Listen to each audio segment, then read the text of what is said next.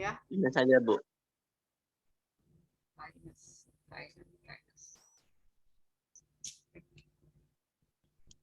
Apa kabar Tenes? Baru itu tadi lihat wajahnya, ya. Baik, Bu. Oh, pada malas-malas kalian itu. Kita udah mau apa ya? Memang karena ini apa ya, dibuat praktek ya, karena ini memang melihat materinya. Tadi mata kuliah apa? Nggak ada, Bu, pagi. Cuma Ada, Bu. sama Ibu ada. Oh, nggak ada. Ya. Pantesan ya, kalian tinggal satu.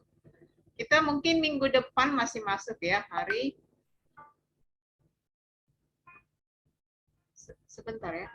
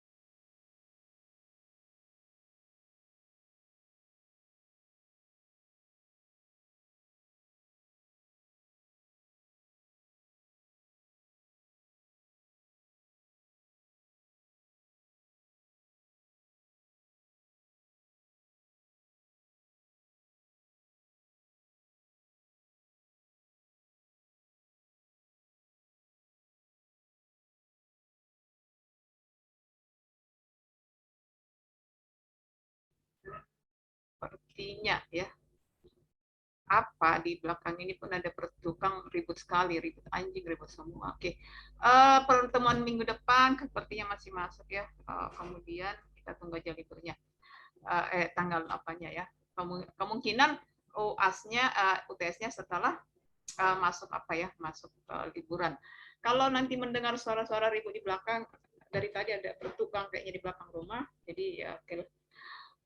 Prosedur keamanan informasi menguraikan secara spesifik bagaimana kebijakan standar dan pedoman itu mendukung acara aktual akan diimplementasikan.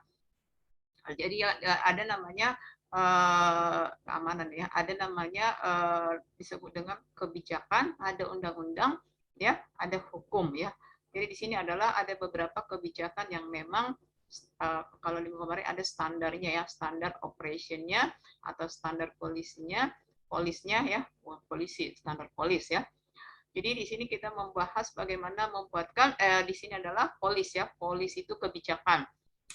Ibu sampaikan ketika kamu misalnya ada sosial media ya, kamu baca-baca settingannya, cara settingan gitu kan, di situ pasti ada polis ya. Kalau misalnya ada website ya, apalagi ya, ada pasti setiap itu ada kebijakan ya, mereka membuat kebijakan yang bertujuan melindungi si konsumennya atau customernya juga apabila terjadi ada masalah. Jadi si kebijakan ini memberikan apa ya, payung lah ya. Contoh di sini adalah Police Association by Senior Management, Drive, Standard, Drive, Practice, Prosedur, dan guideline-nya. Jadi kita lihat di sini ada tahapan, ya, kebijakan, ada standar, ada pedoman, ada juga namanya prosedur ya. Jadi prosedur itu kebijakan itu adalah itu tadi yang perlu diketahui ya.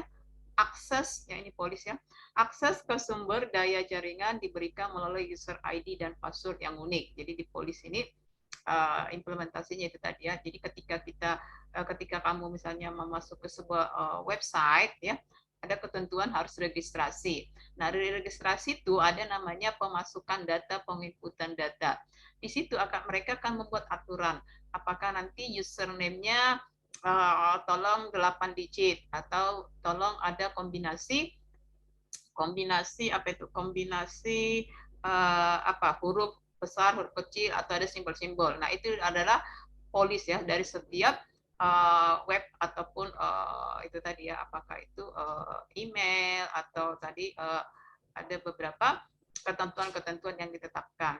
Kemudian ada standarnya. Standar ini ya tadi ya, di polis ini standarnya passwordnya 8 minimal gitu kan. Kemudian ada guidelines ya, ada guidelines, prosedur, and practice-nya.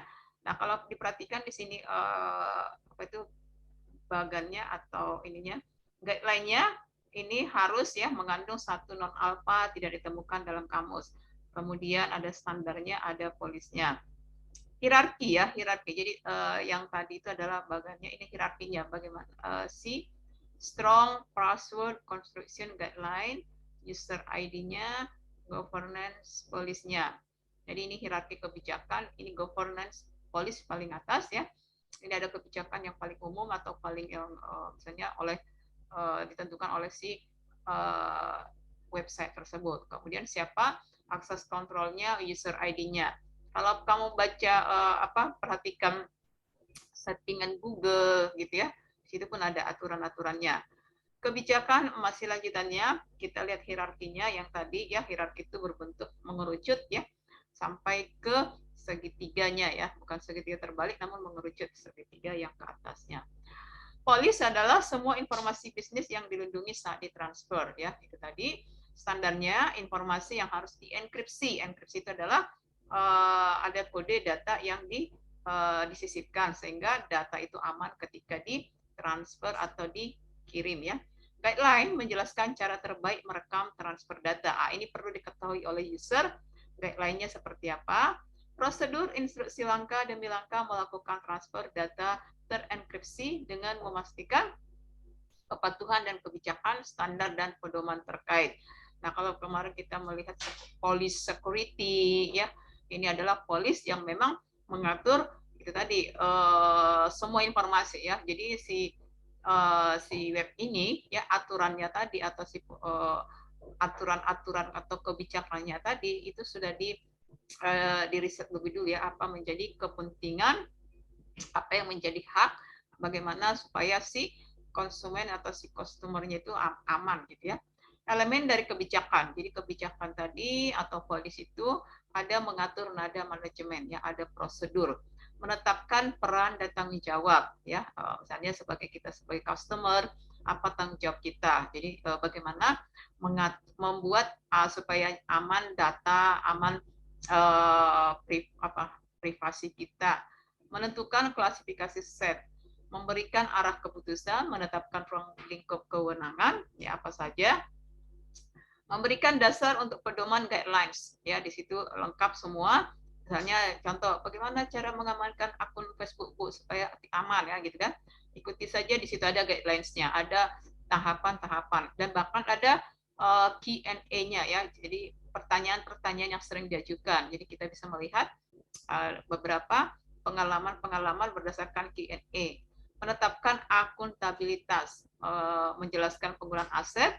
Ya, jadi di situ ada yang menjadi apa yang menjadi hak dan apa yang menjadi syarat hukumnya. Nah, ini ketika kamu bersosial media, ketika kamu mengikuti apa ya, contoh sekarang ini kan banyak itu link-link ya, seakan-akan memberikan keuntungan atau seakan-akan memberikan apa, mengarahkan yang baik ya gitu kan.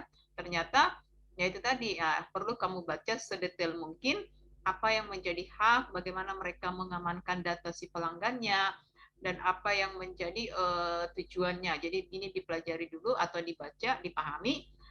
Kalau misalnya contoh ibu misalnya kemarin itu misalnya Google AdSense ya, apa Google Payment, pembayaran buku.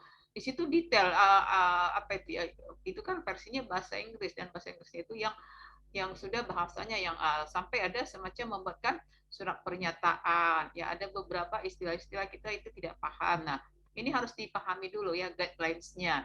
Jadi di suatu ketika ada misalnya sengketa atau ada kerugian, siapa yang bisa disalahkan? Nah, dengan mengikuti aturan-aturan yang ada pada kebijakan tersebut. Nah, di sini ya.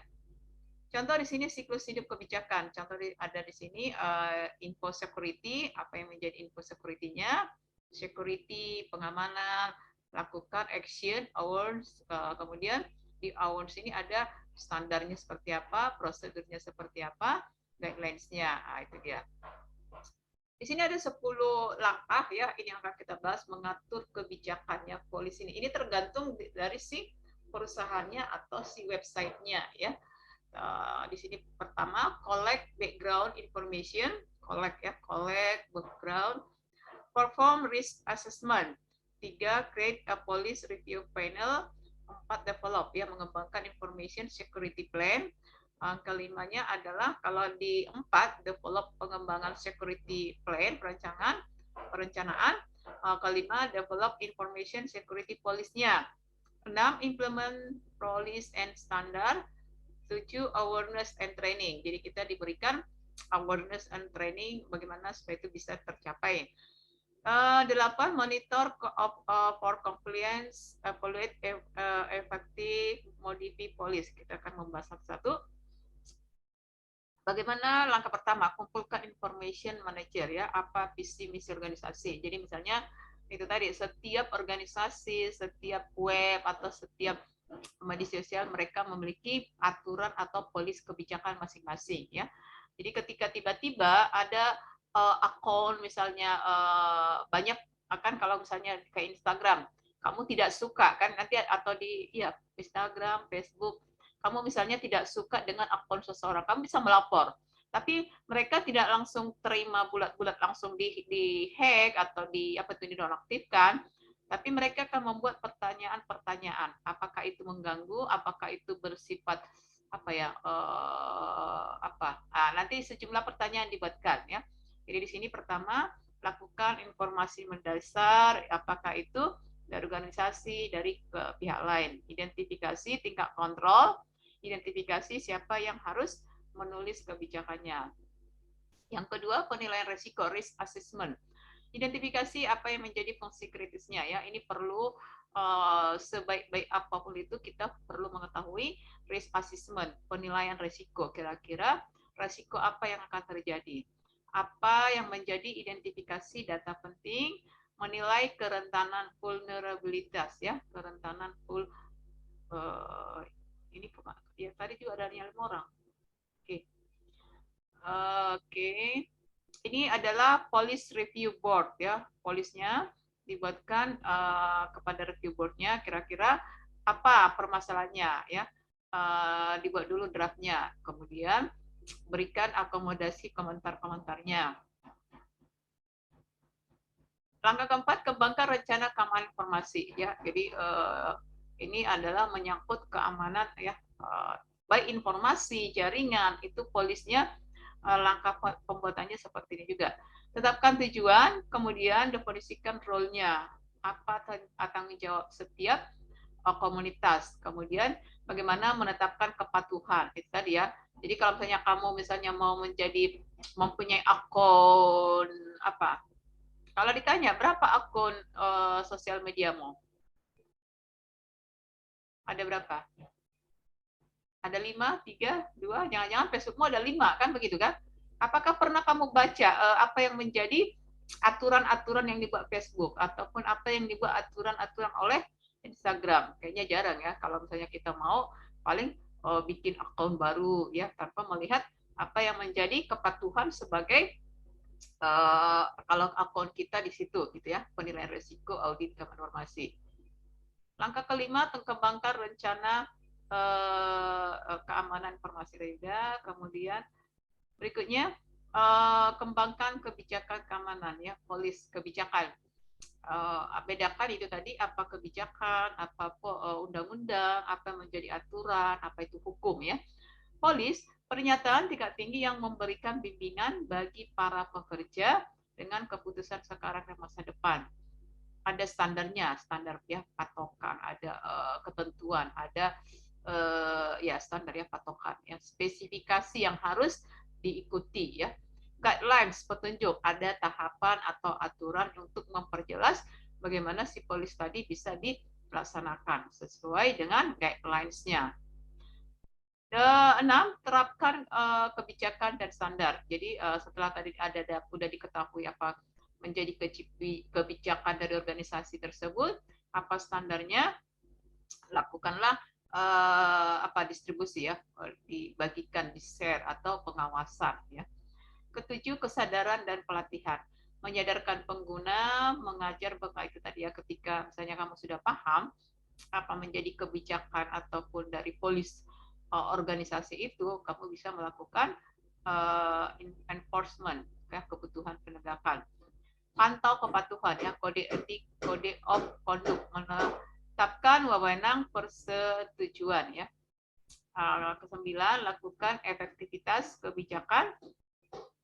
10, ubah kebijakan ya, ketika ada, karena namanya kebijakan ya, undang-undang pun bisa diubah sesuai dengan perkembangan konsumen, customer, lakukan modifikasi ataupun ubah kebijakan. Nah, ini contoh beberapa kebijakan ya, ada access control police, continence planning police. Nanti kamu baca-baca, ada itu firewall police ya. Jadi ketika misalnya ada organisasi itu tidak hanya berbentuk web ini physical access, computer security, security awareness, audit trail. Ini contoh-contoh ya. Ketika kamu membuat atau itu tadi contoh wireless police atau ini aja firewall police ya. Ketika kamu mau mengunduh atau mendownload, perhatikan apa menjadi kebijakan dari itu ya. Ini komponen perencanaan kontingensi yang dalam sebuah post effect. Ini contoh untuk kebijakan keamanan ya. Jadi karena kita di sistem keamanan jaringan, contoh di sini bagaimana membuat kebijakan keamanan pada sebuah universitas ya. Tujuannya memastikan jadi segala perangkat-perangkat IT yang ada di di kampus atau perguruan tinggi itu semuanya dimanfaatkan secara efektif ya, kebijakan keamanan teknologinya. Maksudnya memastikan semua pengguna mempunyai akses ya, semua bisa akses ke IT, hanya mereka harus bisa bahwa setiap individu itu memiliki wewenang ya, menyadarkan pengguna IT akses ke fasilitas itu adalah dapat ditolak, dikenakan tindakan lebih lanjut jika pemanfaatannya tidak sesuai dengan kebijakan yang ditetapkan. Ada yang pernah membaca-baca websitenya kita, apa website kampus kita? Ada yang mengingat? Ada? Ada. penusa.www.penusa.ac.id www.penusa.ac.id ya, di situ ya. Tapi kalau paling biasanya paling bawah tuh ada dibuat di situ aturan polisnya, misalnya seperti itu ya. Nah, di sini kita harus mengikuti apa yang menjadi aturan dari aturan yang dibuatkan oleh website kampus itu ya. Manfaatnya kerahasiaan, confidentiality sama ya, mau keamanan jaringan, informasi. Manfaatnya ada 4, confidentiality, integritas, ketersediaan, availability ya, akuntabilitas, accountability, aktivitas ditelusuri kembali sampai ke sumber informasinya. Nah, jadi kenapa perlu itu tadi ya, harus bisa walaupun misalnya kita customernya si website itu atau si organisasi itu harus bisa menjaga kerahasiaan kita. Nah, itu dia ya. Kemudian integrity, ketersediaan, akuntabilitas. Kebijakan yang ini mencakup pemanfaatan IT, akses jaringan, akun, keamanan fisik, server. Kalau kita nggak sampai ke server ya, backup, email, karena kegiatan kita di website itu hanya kalian hanya untuk apa? Hanya lihat pengumuman kan? Ya kan? Tidak ada aktivitas yang lain kan? Misalnya bisa komen, nggak ada kan? Backup dan pemeliharaan email, akses internet.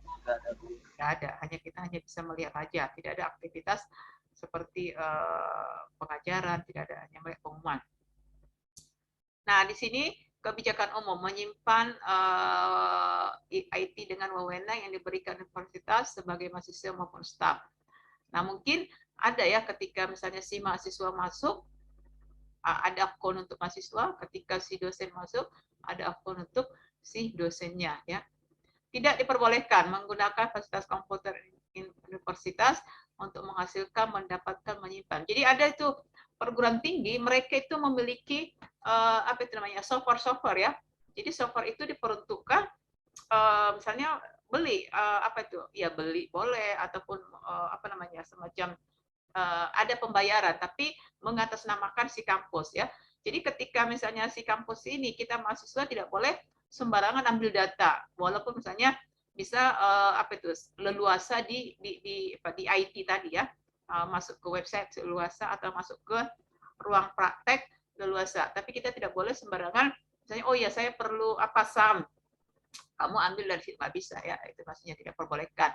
Karena biasanya kalau misalnya ada itu software-software yang legal mengatasnamakan perguruan tinggi, dan itu bayarnya mungkin lebih dikasih keringanan ya.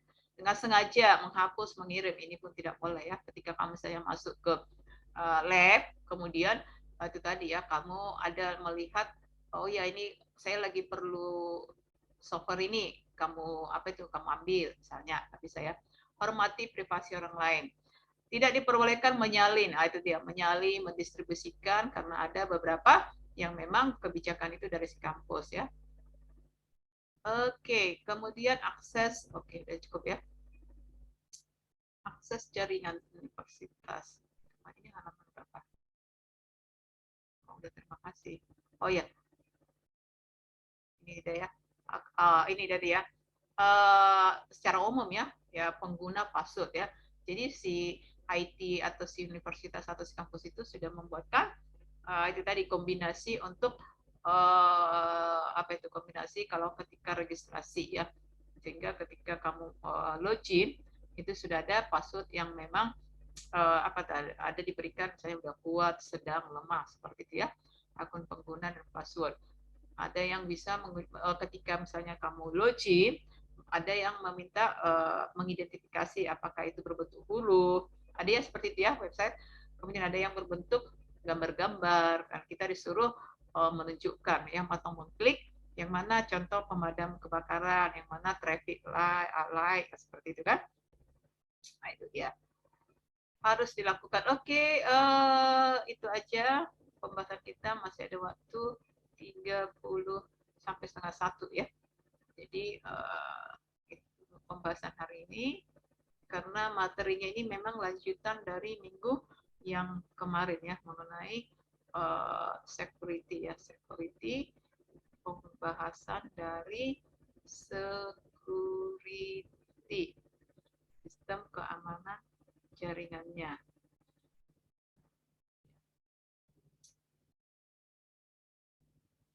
Ya ini ya,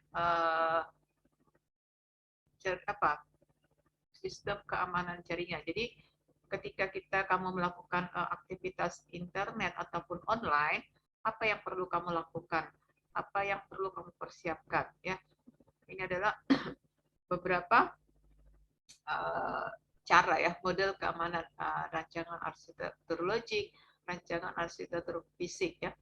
Ada beberapa software memang yang menyediakan tapi bayar ya, yang memang menjamin bagaimana supaya privasi kita itu lebih aman gitu ya ketika melakukan aktivitas online.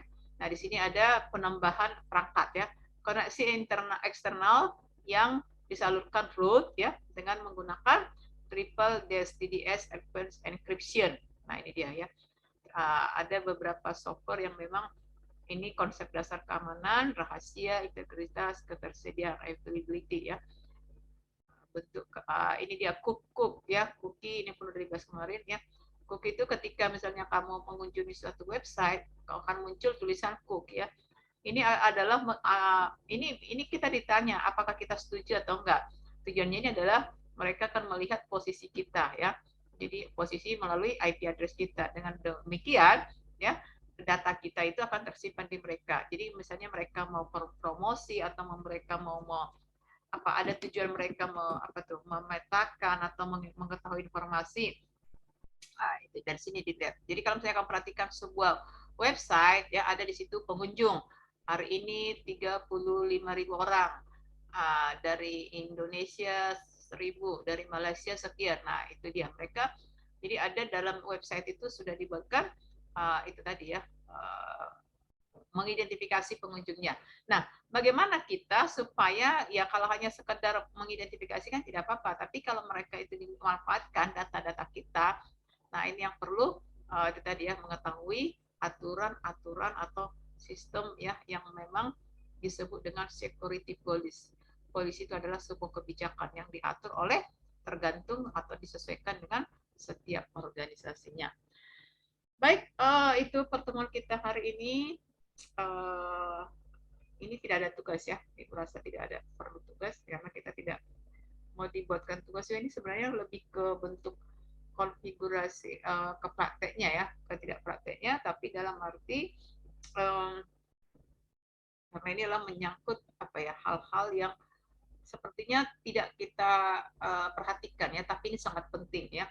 Jadi mulailah mengatur apa namanya, keamanan dari komputermu sendiri ya, melalui settingannya aja. Perhatikan settingannya, dan dari settingannya itu, pengaturan itu, kalau kamu ikutilah tahap-tahapan yang dari situ, itu akan lebih memberikan keamanan. Ya tambahannya itu tadi ya, paling amannya itu adalah menggunakan antivirus ya. Tapi antivirus ini pun lakukan apa ya, berkala ya, jangan satu monoton itu aja, enggak ya. Jadi gunakan yang ya bervariasi aja. Misalnya ketika kamu udah pakai satu, uninstalkan, kemudian coba yang lainnya. Nah, jadi supaya terlihat ya. Tapi kalau kamu sering online ya, dengan kita kan, saya kan online juga, tapi kepentingan saya kan hanya apa? Hanya online-nya buka email, online-nya untuk PC misalnya ya. Nah, ketika kamu sering browsing misalnya ya, atau ketika kamu mengunduh sebuah lagu yang free, movie yang free, apalagi. Nah, di situ sebenarnya ada yang beberapa menyisipkan itu tadi ya, gangguan ataupun hack atau virus dan seterusnya. Nah, berhati-hati. Tapi kalau kegiatanmu hanya ya ketika buka email pun, kalau misalnya apa ya, ada ya beberapa email masuk ya, kita tidak mengenal, kita buka, itu juga bisa terjadi masuk si apa tadi ya, si apa itu namanya, gangguan tadi. Tapi hari ini kita adalah membahas bagaimana mengamankan ya, polis ya, security police itu tergantung dari setiap organisasi yang kamu masuki ya. Jadi sebelum kamu meregistrasi atau login ya, kamu biasakan dulu memahami apa polis, apa security police dari organisasi tersebut atau website tersebut, sehingga bisa aman, karena setiap organisasi itu memiliki polis yang berbeda-beda. Oke, kita masih mungkin bertemu minggu depan, masih kembali ke Gizi, ada setengah jam lagi. Terima kasih. Ada pertanyaan? Cukup? Hari? Bu, Ya. ada kemarin tugas kelompok, Bu. Iya. Itu di mana dikirimkan, Bu? Kelompok ya, itu kan 2 kelompok. Bisa karena minggu depan kita, ini kan minggu ke pertemuan ke-6 ya. Minggu depan ada kuis. Kalau bisa di apa aja kirimkan di Gizi, karena kan beda isinya kan. Kemudian minggu depan supaya hadir semua, 5 menit per kelompok mempresentasikan ya.